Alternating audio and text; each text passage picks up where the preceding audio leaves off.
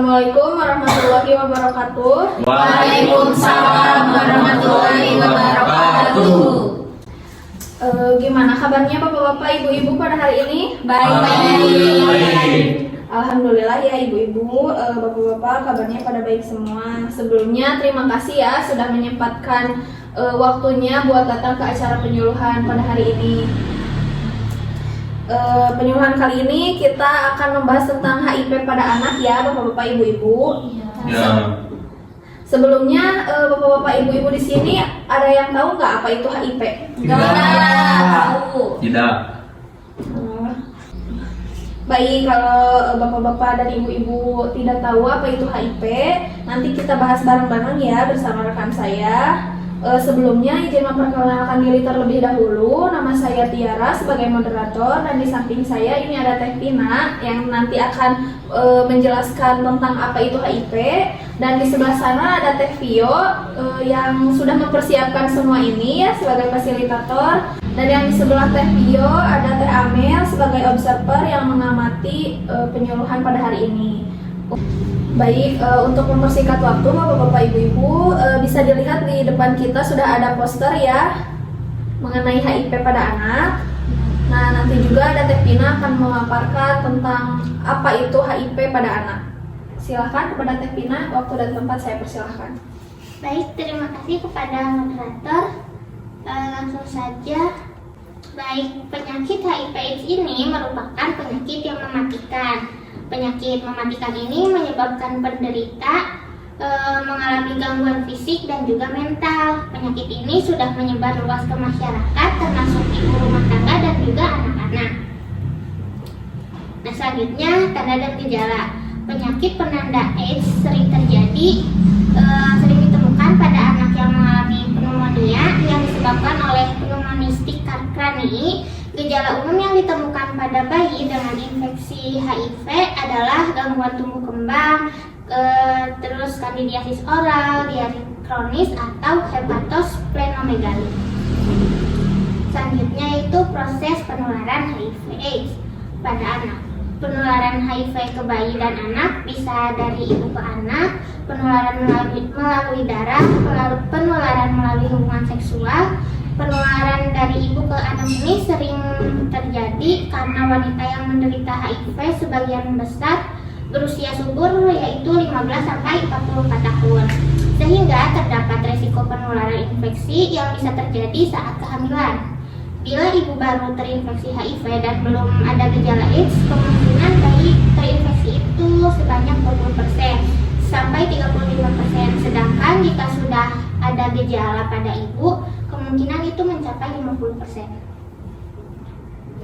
Penularan juga terjadi selama proses persalinan melalui transfusi fetal maternal atau kontak antar kulit atau membran mukosa bayi dengan darah atau sekresi maternal saat melahirkan. Semakin lama proses kelahiran, semakin besar pula resiko penularan, sehingga lama persalinan bisa dicegah dengan operasi seksio sesaria atau sesar. Proses lain juga terjadi selama periode postpartum melalui ASI. Resiko bayi tertular melalui ASI dari ibu yang positif itu sekitar 10%. Faktor resiko HIV ini, jika ibu memiliki penyakit HIV akan beresiko cukup besar sekitar 15-45% dan akan mengakibatkan penularan terjangkitnya HIV ke bayi yang disusui ibu pengidap HIV. Banyak juga pada ibu saat menyusui itu bayinya menggigit puting dari ibu yang memiliki riwayat HIV dan menyebabkan luka, juga dapat menjadikan salah satu tertularnya HIV pada anak. Selain itu juga, kurang kuatnya kekebalan tubuh pada sang bayi dapat menjadikan tertularnya HIV dari sang ibu yang sudah terkena dan membawa penyakit yang sama. Penyebab lain yang dapat menjadikan penularan HIV ini meningkat yang mendominasi adalah hubungan seks beresiko.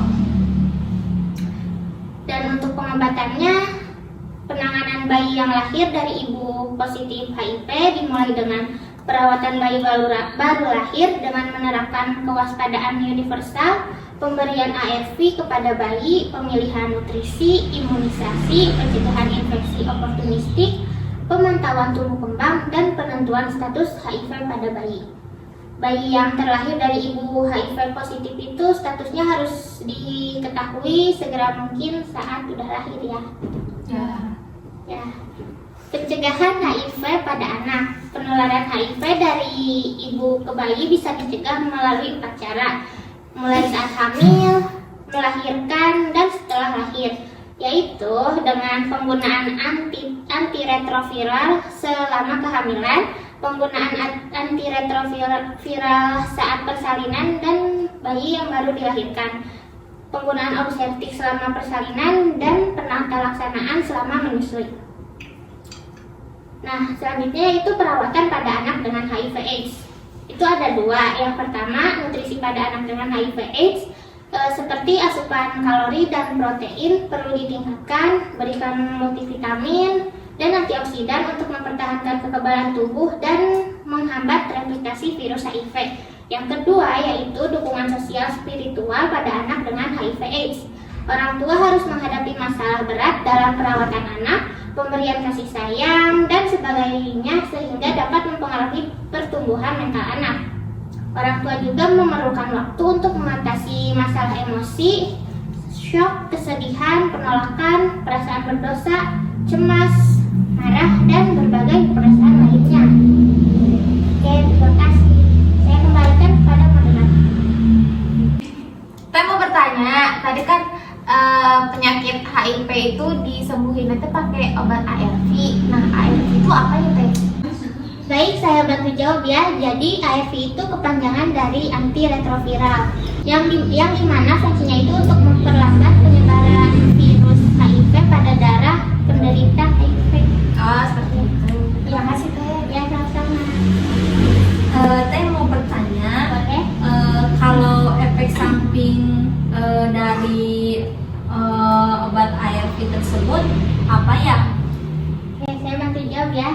Efek sampingnya itu seperti bisa diare, menyebabkan mual muntah, kesulitan tidur, dan juga gangguan makan. Oh iya, terima kasih Teh. Ya, sama-sama. Ada lagi yang mau bertanya? Tidak, cukup. Baik, kalau begitu saya yang bertanya ya. Yang bisa jawab nanti angkat tangan. Apa itu HIV? Saya Teh. Teteh yang baju Oh biru. iya, saya. HIV itu yaitu penyakit yang sangat mematikan. Oh iya, betul. Nah, pertanyaan kedua. Apa obat HIV? Ini Bu. Ini teh. Boleh bapak yang di depan? Aku Apa? ARP.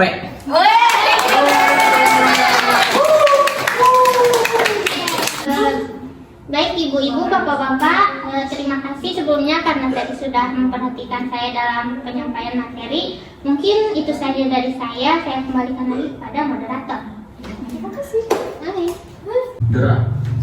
Baik, terima kasih kepada bapak-bapak dan ibu-ibu yang sudah bertanya dan menjawab. Kalau boleh, bapak-bapak dan ibu-ibu tadi yang bertanya ke depan terlebih dahulu, kita ada sedikit kenang-kenangan ya, buat bapak-bapak dan ibu-ibu.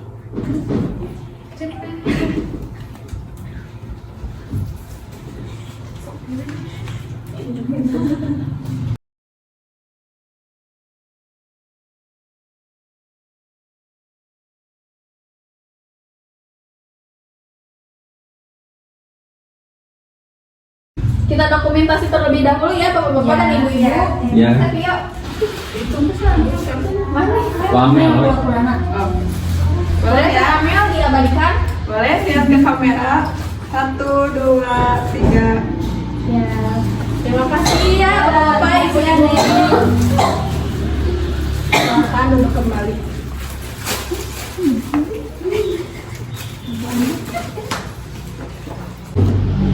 Terima kasih kepada bapak-bapak dan ibu-ibu yang sudah menyempatkan waktunya ya datang ke acara penyuluhan kali ini. Semoga apa yang kita bagikan kepada bapak-bapak dan ibu-ibu bermanfaat bagi bapak-bapak dan ibu-ibu. Kalau begitu kita akhiri saja ya Bapak-bapak dan Ibu-ibu. Saya pamit undur diri. Mohon maaf jika ada kata-kata yang kurang berkenan bagi Bapak-bapak dan Ibu-ibu. Saya dan teman saya mengucapkan banyak terima kasih. Wabillahi taufiq wal hidayah. Wassalamualaikum warahmatullahi wabarakatuh. Waalaikumsalam.